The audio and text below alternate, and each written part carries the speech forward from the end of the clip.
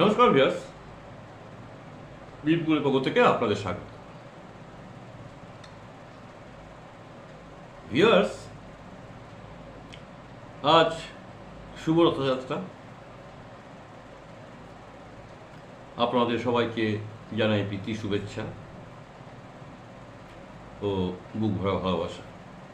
সবাই ভালো থাকবেন, সাবধানে উদযাপন করুন রথযাত্রাকে নিয়ে। সবার মঙ্গল আমি কামনা করি। যাই হোক ভিউয়ার্স, আজ স্বাস্থ্যবিদিতাতে আমি টপিক দেখেছি টিউমার। এই টিউমার কী এবং টিউমারের চিকিৎসা কীভাবে করা হয় বা টিউমার অবশেষে গিয়ে কত মারাত্মক হতে পারে সেই নিয়ে দু একটি কথা বলি ভিউয়ার্স। সেটা হলো টিউমার ভিউয়ার্স, আমরা সাধারণত দুই রকম দেখে থাকি। কি রকম? একটা টিউমার আছে যে টিউমার নিজে নিজে আত্মপ্রকাশ ঘটায়, আর একটা টিউমার আছে যে নিজে নিজেই আত্মগোপন করে। কীরকম হলো? যে টিউমার আত্মপ্রকাশ ঘটায়, অর্থাৎ আপনার একটা মানব দেহের বাহিরে বিভিন্ন জায়গায় টিউমার হতে পারে। বিভিন্ন জায়গায় টিউমার হয়েছে, ছোটো ছোটো মাংসপিণ্ডের মতো বেড়ে যাচ্ছে শরীরে। কী করা হয়? একজন শল্য চিকিৎসকের সঙ্গে পরামর্শ করা হয়। সার্জন এমএস সার্জনের সঙ্গে কথা বলতে হয়। উনি দেখে যদি হাই অ্যান্টিবায়োটিক দিয়ে সেটাকে বসিয়ে দেওয়া যায় সেটা উনি করেন, আর যদি সম্ভব না হয়, যদি মনে করা হয় যে না অস্ত্রোপচার করতে হবে, তাহলে উনি অস্ত্রোপচার করে সেটা হাই অ্যান্টিবায়োটিক দিয়ে শুকিয়ে টুকিয়ে আপনাকে ভালো হয়ে যাবেন আপনি, নিঃসন্দেহে, কোনো ভুল নাই। এই হলো বহিরঙ্গে যে টিউমারগুলো দেখা যায়। কিন্তু ভিউয়ার্স, যেটা ভেতরে তৈরি হয়, যে টিউমারটা ভেতরে ফর্ম করছে মানবদের ভেতরে, পেটে হোক, বুকে হোক, মাথায় হোক, বিভিন্ন জায়গায়, সেটা কিন্তু ট্রিটমেন্ট করা বা আপনাকে সুস্থ করে তোলা খুব ঝকমারি ব্যাপার হয়। কেন বলুন তো? স্যাররা কিন্তু বুঝতে পারেন না, ওই একমাত্র ছবির উপরে ভরসা করে ইউএসজি করা হলো বা মাথায় যদি আপনার ব্রেনে যদি আপনার টিউমার হয় সিটি স্ক্যান করা হলো বা একটা এক্স রে করা হলো, এই ছবি রিপোর্টের উপরে কিন্তু স্যাররা নির্ভরশীল। বাইরেটা যেমন দেখে ওনারা ডিসিশন নিচ্ছে, সেটা কিন্তু সম্ভব হচ্ছে না ভেতরে।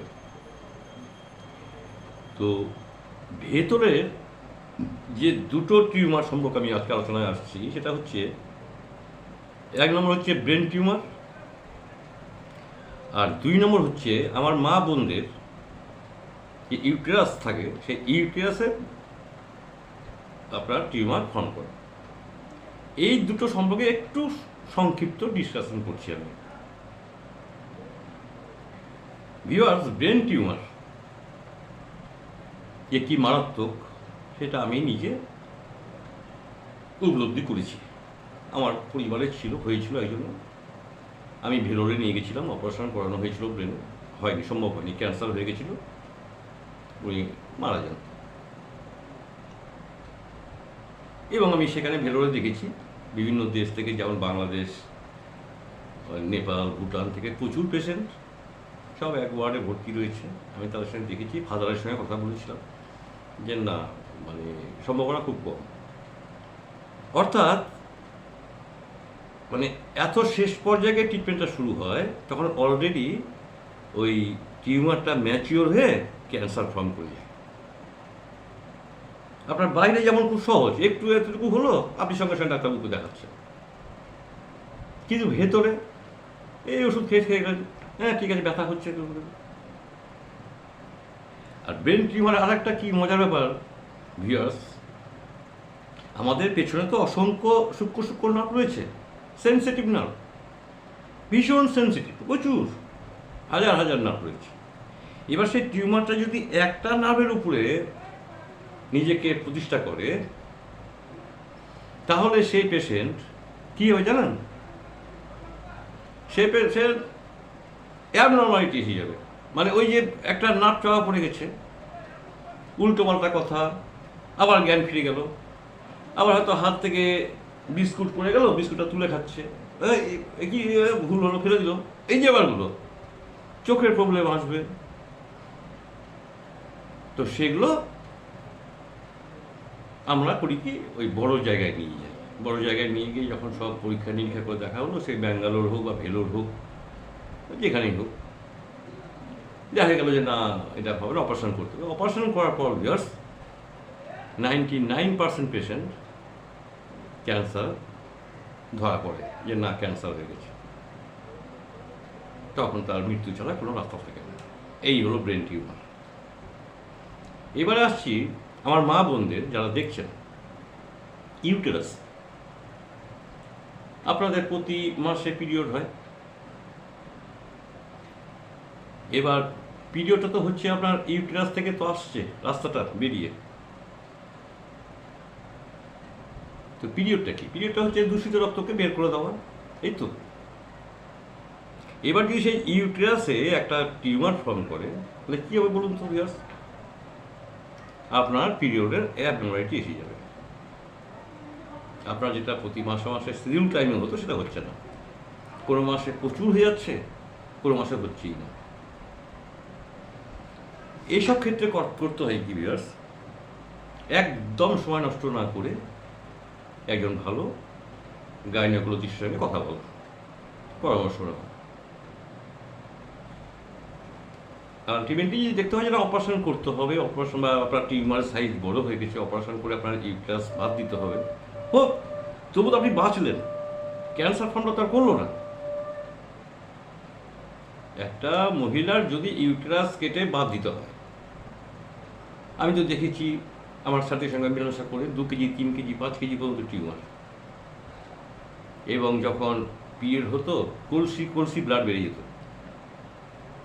বিভীষিকা। আমি অনেক অপারেশন করিয়েছি, স্যারদের সঙ্গে কথা বলেছি।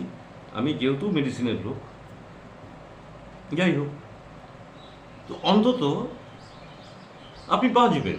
মানে আপনি যখন বুঝতে পারবেন না আমার সঠিক পিরিয়ডটা হচ্ছে না, আপনি সঙ্গে সঙ্গে গাইনোকোলজিস্টের সঙ্গে কথা বলুন, ছবির ইউএসজি ফিউএসজি পড়া হবে, দেখা হবে, হ্যাঁ টিউমার, ঠিক আছে, সঙ্গে সঙ্গে অপারেশন। তাদের ডাক্তারবাবু যদি বলেন যে আপনার কিন্তু ইউটেরাস বাদ হবে, হোক, অন্তত ক্যান্সার ফর্মটা করলো না। আমি যেটা বলতে চাইছি, যেটা সব থেকে বিপজ্জনক, যে দীর্ঘদিন সেই টিউমার যদি আপনি পুষে রাখেন ভেতরে, তাহলে কী হবে? আলটিমেটলি ক্যান্সার ফর্ম করবে।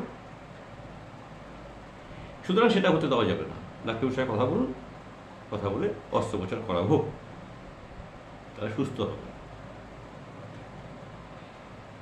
এই দুটো টিউমার নিয়ে আমি জাস্ট একটা ডিসকাশন করলাম। এরকম বহু টিউমার আমাদের ভেতরেও হয়।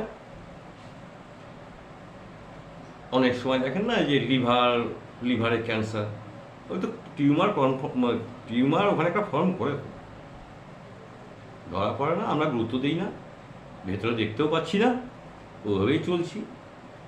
আস্তে আস্তে লোকটা কেন মারা গেল না, ওই লিভার ড্যামেজ না, ওটা লিভারে ক্যান্সারই। ওই টিউমার থেকে টিউমার বাস্ট হয়ে ক্যান্সার হয়ে যায়।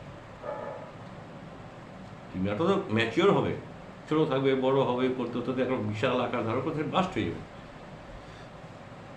তখনই ক্যান্সার ফর্ম করে যায়। যাই হোক বিয়াস, তাহলে আজকে আমি এই ইউটেরাস সম্পর্কে এবং ব্রেন টিউমার সম্পর্কে একটু মোটামুটি আপনাদেরকে আইডিয়া দিলাম। যদিও এগুলো সব আপনাদের জানা, আমি বারবার আপনাদের বলেছি যে আমি কিন্তু জানা টপিকসগুলো নিয়েই আসবো, আরও ভালো করে ঝালিয়ে নেওয়ার জন্য। তাহলে ভিউয়ার্স এই পর্যন্ত রইল। সবাই ভালো থাকবেন। স্বাস্থ্যবিধিটা নিয়ে আবার সামনের রোববারে কথা হবে। আপনারা নিয়মিত আমাকে লক্ষ্য রাখবেন, আর আপনাদের মঙ্গল আমি কামনা করি। আজকের মতো গুড বাই।